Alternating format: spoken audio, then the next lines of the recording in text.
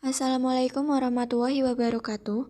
Kami dari kelompok 2 yang terdiri dari 1. Arina Nur Sofi, 2. Yonika Sindiana Prahmani, 3. Novita Febriani, 4. Safira Alida Maherani, 5. Salwa Salsabila, dan 6. Revani Zulfa akan mempresentasikan materi biodiversitas tingkat gen yang diambil dari salah satu jurnal internasional.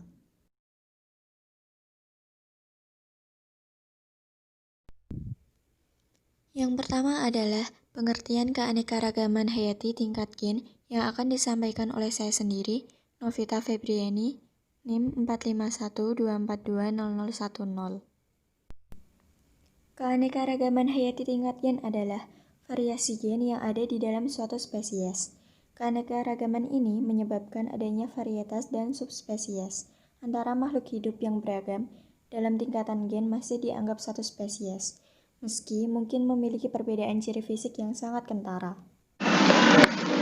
Izin memperkenalkan diri, nama saya Salwa Salsabila, nomor induk mahasiswa 4512420012. Izin melanjutkan, di sini saya akan menjelaskan tentang bahan penelitian, di mana pada bahan penelitian ini dilakukan pengambilan sampel darah yang dikumpulkan dari 76 domba yang memiliki 4 ras yang berbeda.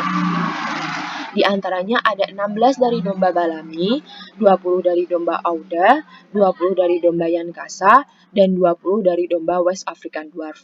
Pengambilan sampel ini dilakukan di beberapa daerah yang berada di Nigeria, di mana pengambilan sampel domba West African Dwarf dilakukan di daerah Ibaran, sedangkan pengambilan sampel domba lainnya yaitu domba Balami, Auda, dan Yankasa dilakukan di daerah Zaria yang berada di Nigeria. Izin memperkenalkan diri, nama saya Yonika Sindiana Prahmani, NIM 451242009. Izin melanjutkan mengenai metode yang digunakan yaitu ekstraksi DNA dan reaksi berantai RFLP dan polimerase atau yang biasa kita sebut dengan PCR. DNA diekstrasi dari darah utuh menggunakan kit ZYMO BTM genomic DNA, yaitu gen beta-laktoglobulin merupakan salah satu gen utama pengontrol whey sehingga gen ini mampu menjadi faktor yang mempengaruhi kualitas susu. Keragaman yang terjadi pada gen beta-laktoglobulin diharapkan mampu memberikan informasi terhadap kadar protein serta kualitas susu. Amplifikasi gen beta-laktoglobulin menggunakan teknik PCR, sedangkan penentuan genotip dengan metode PCR dan RFLP menggunakan enzim restriksi HAL yang memiliki situs pemotongan GG dan CC. Analisis data menerapkan frekuensi genotip, frekuensi alel, keseimbangan Hardy-Weinberg, dan heterozigositas. Genotip beta-laktoglobulin diidentifikasi seperti pada langkah pertama, fragmen 120 BP dari gen beta-laktoglobulin domba diamplifikasi menggunakan primer forward sebagai berikut, yaitu 5CAA-CT-CAA GGT-CCCC TCT-CCA3 dan primer reverse yaitu 5CTT-CA-GC-TCCT-CCA-GGTA-CA3. Amplifikasi PCR dilakukan dalam campuran reaksi 25 UML yang mengandung 12,5 UML 2 kali PCR. Amplifikasi dilakukan di biologis thermal slayer TC1000-Min-G. Diprogram untuk denaturasi awal pada 95 derajat Celcius selama 10 menit, diikuti oleh 35 siklus masing-masing dengan denaturasi pada 93 derajat Celcius selama 15 detik, pada 60 derajat Celcius selama 30 detik, ekstensi pada 72 derajat Celcius selama 30 detik, dan ekstensi terakhir pada 72 derajat Celcius selama 10 menit. Pada langkah kedua, fragmen 105 BP gen beta-laktoglobulin domba diamplifikasi menggunakan primer forward, yaitu 5 TCA, GGA, CCCCC, GGA, GGT-GGA CAAC3 dan primer reverse yaitu 5 CCT-CCA GCT GGGG TC GGGG TT GAA G3.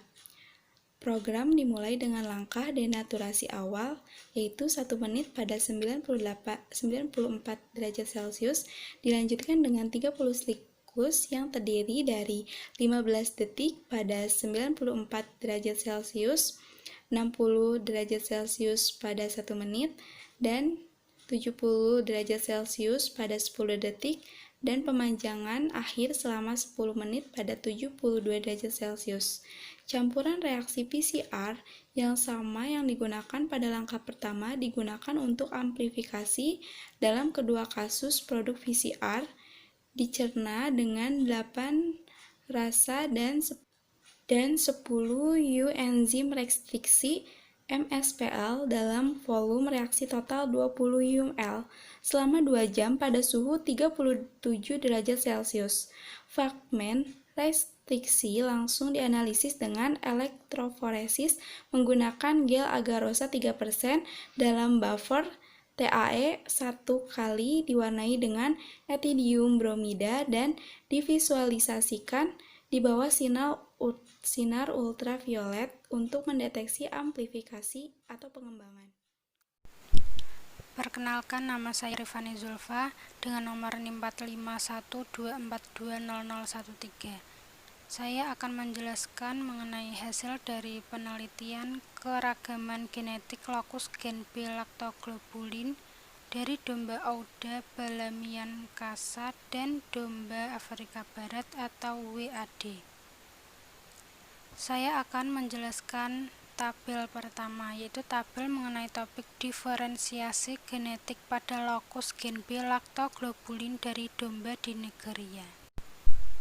Dapat dilihat di dalam tabel, pengamatan ini mengambil dari 4 populasi domba di Nigeria, yaitu domba balami, domba WAD, domba Yankasa, dan domba Auda. Dengan data yaitu jumlah N pada domba balami 16, pada domba WAD 20, pada domba Yankasa 20, dan pada domba Auda ada 20. Maka rata-ratanya 19 dengan kesalahan standar 1000. Selanjutnya yaitu NA atau jumlah alel. Jumlah alel pada domba balami 2, domba WAD 2, domba Yankasa 2, domba Auda 2. Maka rata-ratanya 2 dengan kesalahan standar 0. Selanjutnya yaitu jumlah alel efektif atau NE. Jumlah alel efektif pada domba balami 1992, pada domba Afrika Barat 1980, pada domba Yankasa 1600, pada domba Auda 1956 dengan rata-rata 1882 dengan kesalahan standar yaitu 94.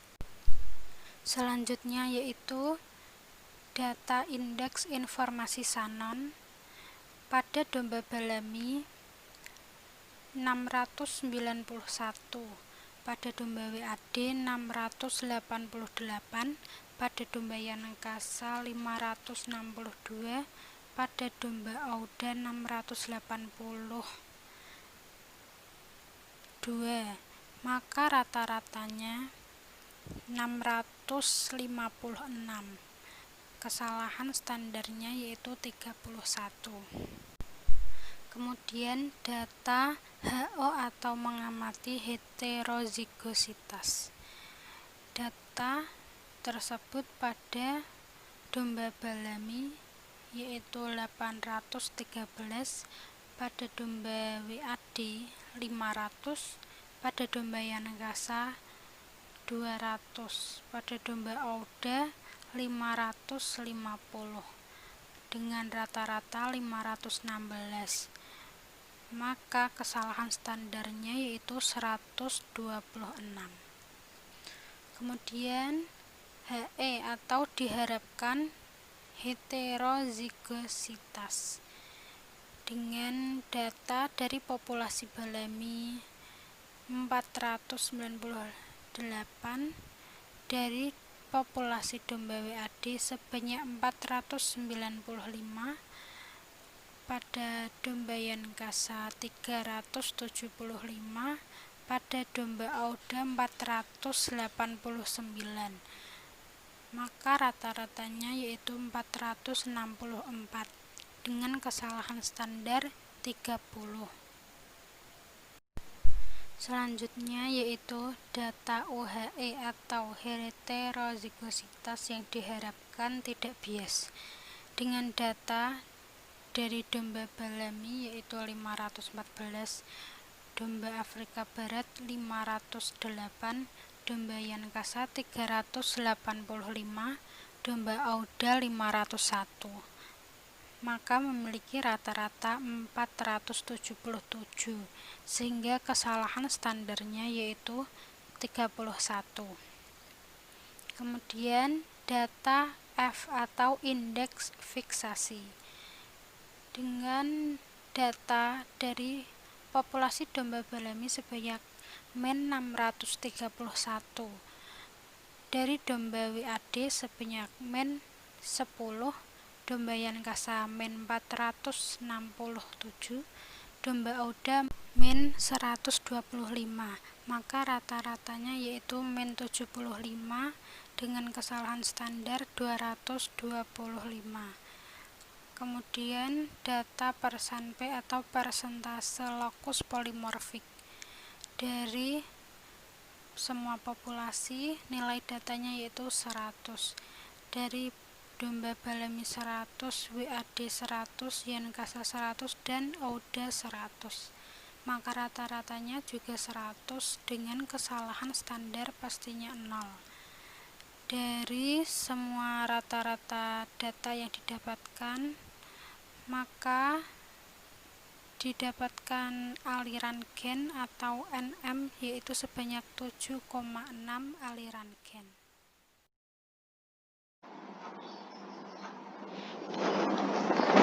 Perkenalkan, nama saya Safira Alida Maharani dan saya 45124200011. Izin melanjutkan presentasi mengenai keragaman genetik lokus gen beta laktoglobulin di Auda, balami, Yankasa, dan West African Dwarf atau WAD.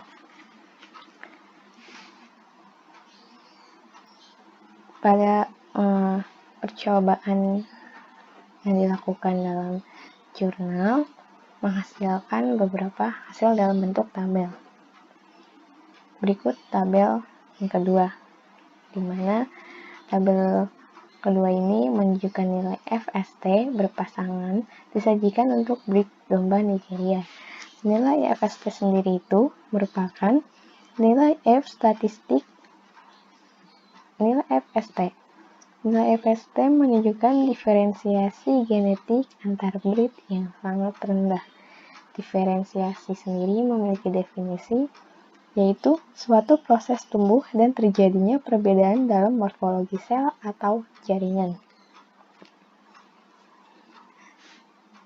Perbandingan yang pertama yaitu perbandingan genetik domba balami dengan domba WAD, yaitu memiliki nilai sebesar 0,004. Kemudian perbandingan genetik domba balami dengan Yankasa yaitu sebesar 0,052, dan perbandingan genetik balami Auda yaitu senilai 0,002. Genetik perbedaan domba WAD dan domba Yankasa yaitu 0,044, domba WAD dengan domba Auda yaitu 0,001. Kemudian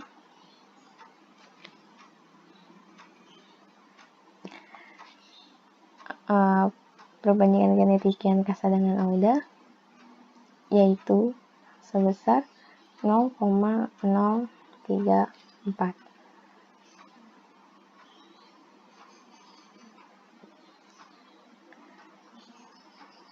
Setelah dilakukan pengamatan,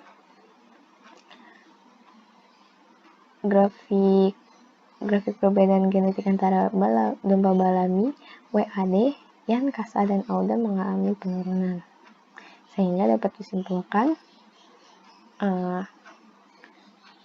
perbedaan genetik yang terbesar adalah antara domba balami dengan domba WAD, yaitu sebesar 0,0004, dan yang paling sedikit perbedaan genetiknya berada di antara domba balami dan domba Yan Kasa, yaitu sebesar 0,052,